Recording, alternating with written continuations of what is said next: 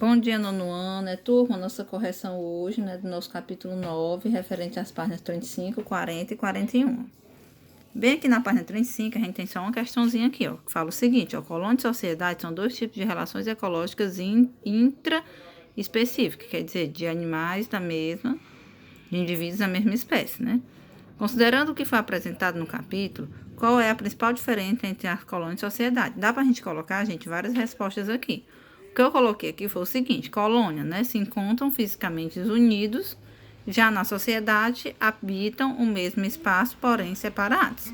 Lembrando que você pode colocar outras respostas. O importante é você dar uma diferença entre colônia e sociedade. Indo para a página 40, gente, iremos ter duas questões. São essas bem aqui, Nessa primeira, ele pede para você associar, associe os tipos de relações ecológicas a seguir aos seus respectivos exemplos, Você vai analisar aqui e vai aqui, Vegetais e fungos, no caso será o quê? Será mutualismo, exatamente porque o vegetal ele precisa de determinado fungo para viver, porque o fungo ele ajuda o vegetal a pegar determinados gases da atmosfera e em troca o vegetal vai lá e dá um nutriente para o fungo. Se não tivesse esse fungo, algumas plantas não iam conseguir pegar esses gases. Então, por isso que é uma associação mutualística, uma associação considerada obrigatória. Orquídeas e árvores, no caso é o que? O inclinismo, Algumas orquídeas se grudam nas árvores em busca do que? De abrigo. Já caranguejos, aremitas e anêmoras vão ser protocooperação, Um ajuda o outro, só que essa relação ela não é obrigatória, Diferente do que acontece aqui, nos vegetais e nos fungos. E o outro, caravelas portuguesas, são um grupo de seres que vivem o quê? Unidos fisicamente, Fisicamente. Então, vai ser o quê? Colônia. Já na 2, gente, ele fala, dos tipos de relações ecológicas a seguir, um que ocorre exclusivamente entre organismos da mesma espécie é ele. Quer que você marque a alternativa que está relacionada, a seres da mesma espécie. O inclinismo não é, porque são seres diferentes. Competição, ela pode sim ser da mesma espécie, mas pode ser de espécie diferente. O mutualismo são de seres, animais diferentes. A sociedade já no caso aqui será a sociedade, que são seres da mesma espécie. E o predatismo, no caso, não é, Então, de espécie diferente. Então, no caso, na 2 fica a letra D. Indo para a página 41, gente, vamos ter aqui 5 questões, A primeira fala o seguinte, Em um cumpizeiro podem ser encontrados cupins com diferentes formas, Operários, soldados, machos e fêmeas, Como é denominado o tipo de relação existente entre os cupins? Os cupins estão representando o quê? A sociedade. Eles vivem unidos, mas não unidos fisicamente, Mas onde cada um vai ter sua função, perante aquela união que eles têm ali. Então, é letra A, sociedade. Já no 2, os cupins alimentam-se de um material encontrado na madeira, A celulose. No intestino desses insetos vivem protozoários responsáveis pela digestão da celulose, ajudando assim os cupins, a obter seus nutrientes. Essa é uma relação de dependência benéfica para ambos, quer dizer, um estão dependendo obrigatoriamente do outro, ao que ele quer. Sendo assim, como se denomina esse tipo de relação interespecífica, que são de seres diferentes, e que vantagens os protozoários obtêm nessa associação, Lembrando, gente, que isso aqui é uma relação que ele quer que você diga que tipo de relação é, que no caso é o que? Mutualismo, onde um animal precisa do outro para sobreviver, isso é uma relação positiva, benéfica, e ele quer que você explique o que acontece, Mutualismo, em que o intestino dos cupins exerce a função de habitar. O que é que o cupim dá ali, Protozoário, A função de habitar para os protozoários, que obtém abrigo e nutrientes, Ele dá o habitat para ele, e em troca ele também vai ingerir o quê? Aquela celulose que o cupim ingere.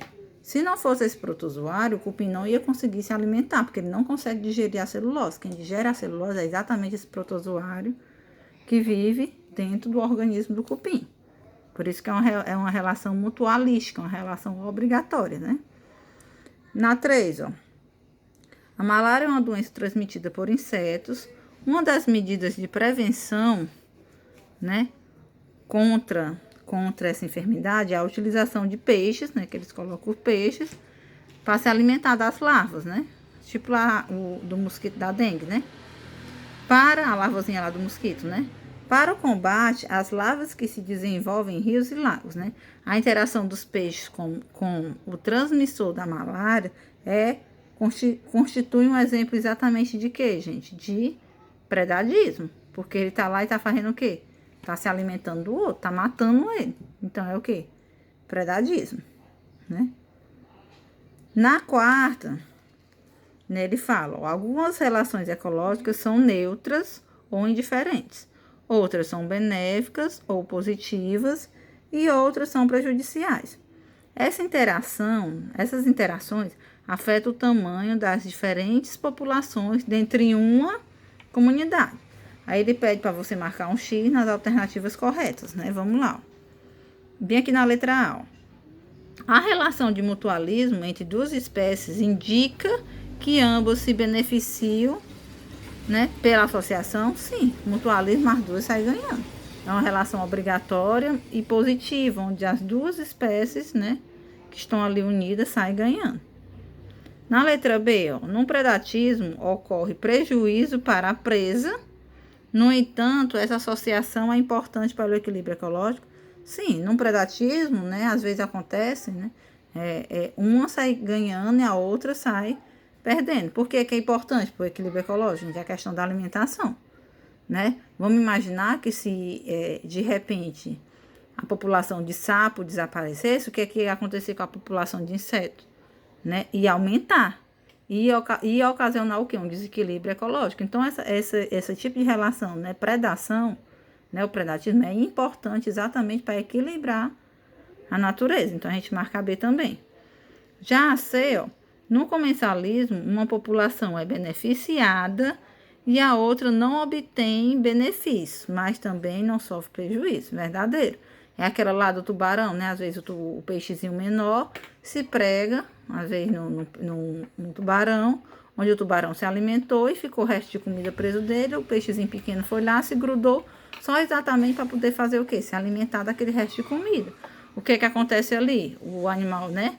O peixe pequeno se alimenta, mas também não causa prejuízo nenhum ao maior, né? Então, essa daqui é verdadeira.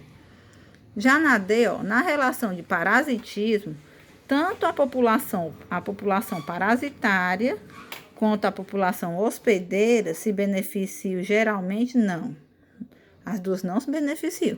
Num parasitismo, uma sai perdendo, né? Os animais parasitas, né? Uma parasita, normalmente o hospedeiro, né? Quem tá com o parasita ali, né, nele, alojado nele, sai perdendo. Então, a gente não marca só a A, a B e a C.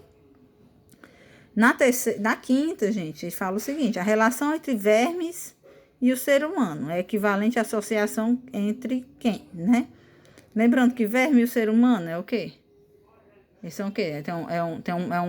Um tipo de quê? Um tipo de parasita que tá ali, né? Se alimentando do humano, causando algum tipo de prejuízo, né? Pássaro, anões e bois não é, porque um ajuda o outro, é como se fosse uma protocooperação. Orquídea e árvore vai ser inquilinismo. Cipó, chumbo e árvore, no caso, o cipó, chumbo, ele mata, ele causa um prejuízo à árvore. Então, a gente vai marcar essa daí, né? Aí, insetos polinizadores e vegetais, não. No caso, os insetos polinizadores, eles ajudam, é um tipo de protocooperação. E tartaruga marinha e caranguejo também não, né? Então, a gente vai marcar o quê? Na quinta, cipó, chumbo e árvore. Exatamente porque o cipó, chumbo, ele causa um tipo de prejuízo às árvores. Exatamente o que os vermes podem causar aos seres humanos. Então, gente, era isso, viu? Nossa correção dessas 3 páginas. Corrija a atividade de vocês, até para quando for, né, para a prova, né, tá tudo correto, vocês poderem estudarem corretamente, tá bom? Então, era isso e um bom dia.